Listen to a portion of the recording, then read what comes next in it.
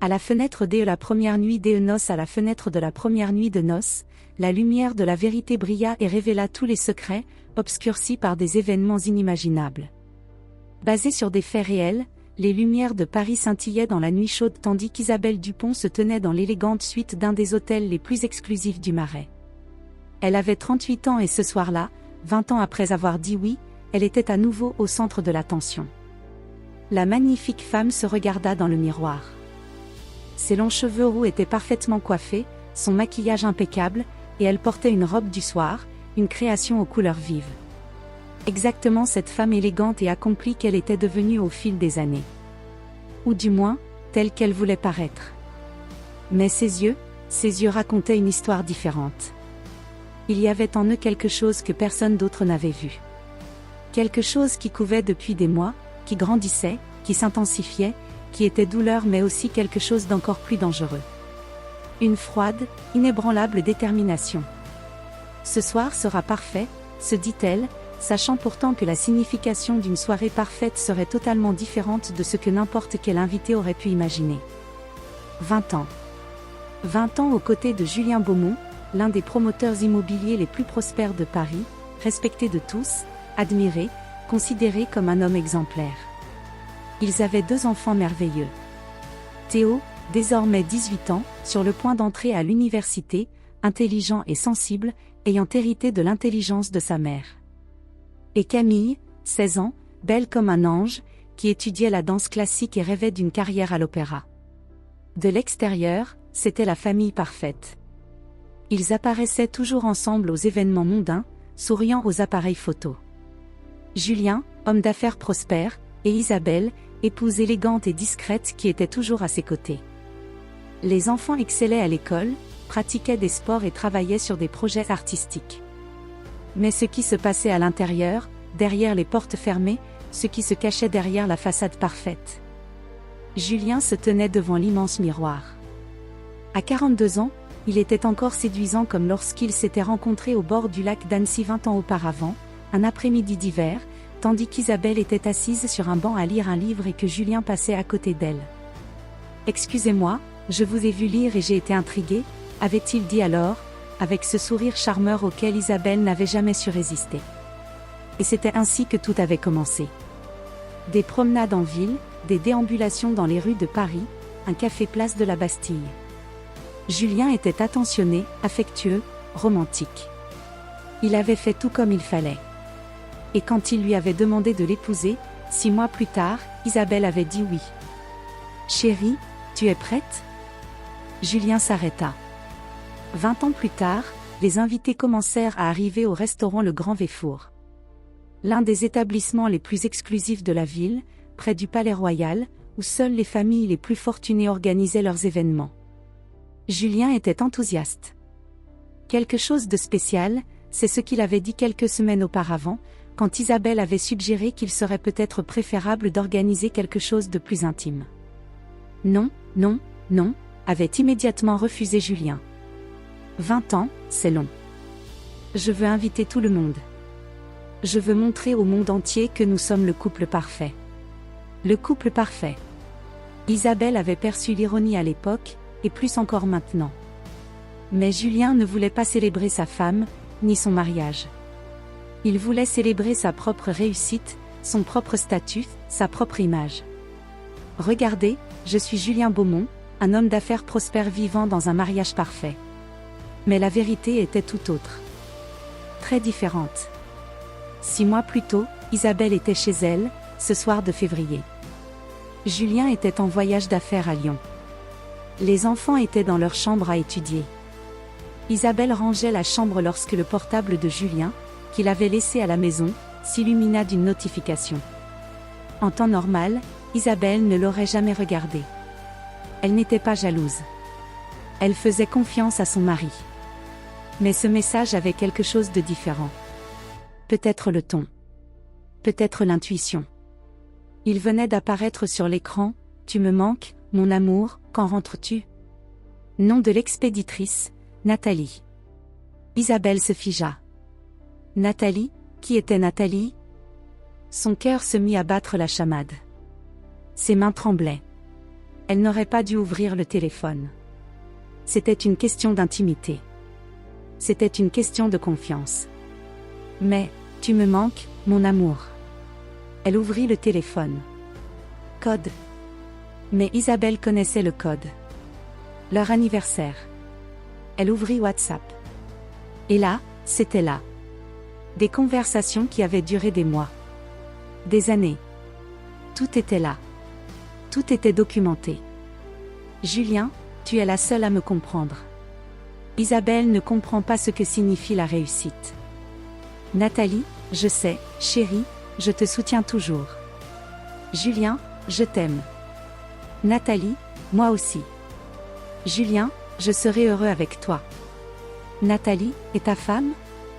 Julien, un mariage de convenance. On est ensemble pour les enfants. Isabelle sentit son cœur se briser. 20 ans. Et Julien parlait comme ça. Mais il y avait plus. Des photos. Julien et Nathalie au restaurant. Dans des appartements. Dans des parcs. Des confessions. Juillet 2020, super week-end à Lyon. Je t'aime, se souvint Isabelle. Julien avait dit que c'était un congrès. Il était rentré avec des fleurs. Et Nathalie était restée avec lui tout le temps. Décembre 2021, désolée de ne pas pouvoir être avec toi pour Noël. Mais je pense à toi. Noël 2021, à la maison, en famille. Julien avait aussi écrit à Nathalie. Août 2022, je te le promets. Je la quitterai quand les enfants seront plus grands. Je t'emmènerai avec moi. Isabelle ne sut pas combien de temps elle avait pleuré. 10 minutes. 1 heure. Finalement, elle s'arrêta. Elle courut aux toilettes et effaça toute trace. Comment a-t-il pu me faire ça? Hurla-t-elle. Mais ensuite, après la douleur, quelque chose d'autre commença à se former. Quelque chose de froid. Froid et solide. Isabelle passa les 6 mois suivants à élaborer un plan. Ni à la hâte, ni impulsivement. Froidement et stratégiquement. D'abord, elle contacta un détective privé. Il me faut tout. Photos. Vidéos. Preuves. Tous les endroits où ils étaient ensemble. Chaque euro dépensé pour elle. L'enquêteur avait bien fait son travail. Ensuite, il avait engagé le meilleur avocat en divorce de Paris. Préparé tous les documents. Mais n'agissez pas encore. Je te dirai quand. Troisièmement, elle avait parlé à son fils, Théo. Elle lui avait dit la vérité. Théo avait pleuré. Il était en colère, mais il était resté aux côtés de sa mère. Maman, je ferai tout ce qu'il te faut. Et surtout, elle avait organisé l'anniversaire de mariage parfait. La soirée qu'Isabelle attendait en était enfin arrivée. Les invités arrivèrent. Famille. Amis. Relations professionnelles. Julien. Félicitations. Isabelle, tu es magnifique. Tout le monde souriait. La soirée était parfaite. Le dîner était délicieux. 5 plats. Des spécialités françaises revisitées avec raffinement. À la fin du repas, Julien se leva et leva son verre. Chers amis. Cette soirée est spéciale. Il y a 20 ans, j'ai épousé Isabelle. Je lui suis reconnaissant chaque jour. Isabelle, tu es le sens de ma vie. La mère de nos enfants. Mon pilier. Tout est plus facile avec toi. Tu es le foyer où je reviens toujours. Isabelle sourit. Mais son sourire n'atteignait pas ses yeux. Je t'aime. Pour toujours. Les invités applaudirent. Julien prit Isabelle dans ses bras. Le mari parfait. Ils rirent. Mais alors que Julien s'apprêtait à s'asseoir, Isabelle attrapa son verre. Attends, je veux dire quelque chose aussi. Julien serra son verre. On n'en a pas parlé. Une surprise, dit Isabelle à voix basse en prenant le micro. Bien sûr. Chérie. Isabelle marqua une pause. Un silence s'installa. Merci, Julien, pour ces gentilles paroles.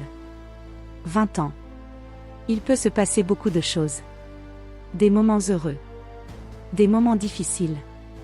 Et des secrets. L'atmosphère changea. Julien se raidit. Un mariage repose sur la confiance, la fidélité et l'honnêteté. Julien pâlit. Oui. Non, c'est ma soirée aussi.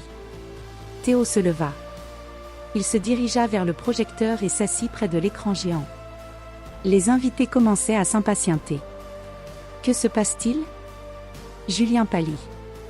Isabelle. Qu'est-ce que tu fais? Je dis la vérité. Chérie. Les premières images apparurent à l'écran. Julien et une jeune femme. Enlacés dans un restaurant. Essoufflés. Qui est-ce? Demanda un client. Isabelle sourit. C'est notre chère Nathalie. L'amie spéciale de Julien. Non, attendez. Julien se leva. Mais Théo et son meilleur ami Raphaël, à qui Isabelle s'était confiée et avait demandé de l'aide, lui barrèrent le passage. D'autres photos. Julien et Nathalie devant un hôtel. Ils s'enlaçaient. À l'aéroport. Des clients se mirent à pleurer. Ce n'est pas possible, dit Françoise, la mère de Julien. Et maintenant, les messages, dit Isabelle. Les conversations WhatsApp s'affichaient à l'écran. En gros caractères. Julien, je t'aime, Nathalie. Tu es la seule. Nathalie, quand vas-tu lui dire? Julien, bientôt. Je te le promets. La salle explosa de rire. Oh mon Dieu! La famille de Julien, horrifiée, regardait. Julien, est-ce vrai? Demanda Françoise. Julien était incapable de parler. Les messages suivants étaient encore pires. Julien, Isabelle ne comprend pas. Ce n'est qu'un mariage blanc. On est ensemble pour les enfants. Julien, je te le promets. Je la quitterai. Je t'emmènerai avec moi. Théo se redressa. Son visage était rouge comme une tomate. Papa, comment as-tu pu? Camille pleurait. Julien prit enfin la parole. Isabelle. S'il te plaît, on peut parler? On se parle depuis 20 ans. Et tu as menti. Mais je n'ai pas fini. Les relevés bancaires. Tu vois ça? Un compte secret. Julien envoyait de l'argent à Nathalie. Sur ses biens.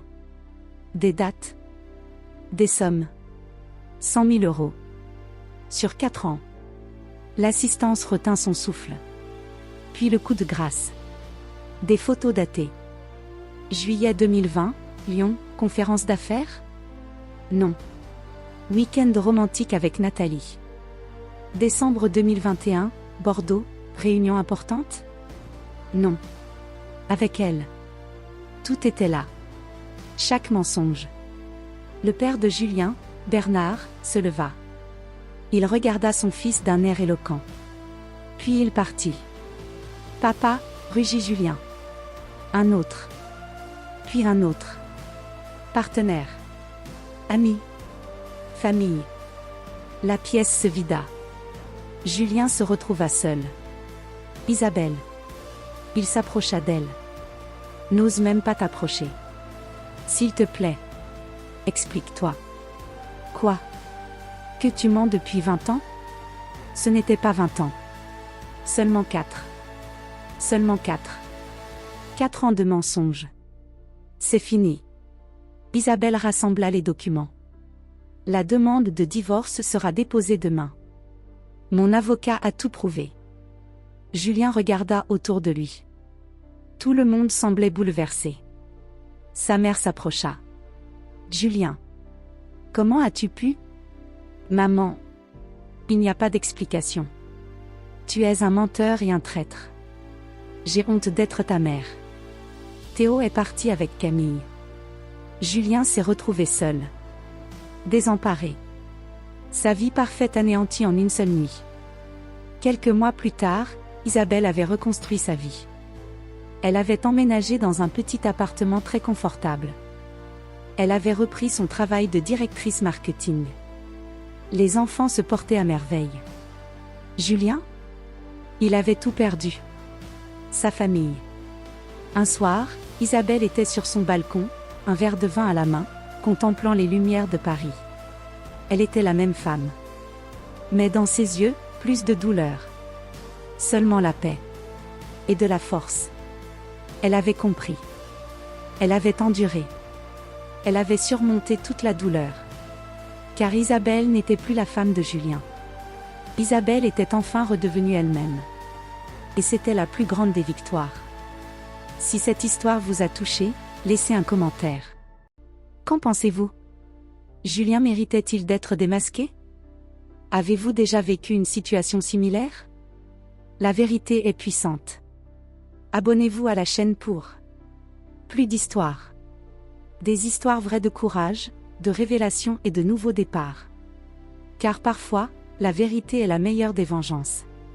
Et il n'est jamais trop tard pour recommencer. La plus grande victoire n'est pas d'anéantir le traître, mais de se relever, de renaître et de comprendre que, quoi qu'on vous ait fait, vous êtes devenu plus fort que la douleur.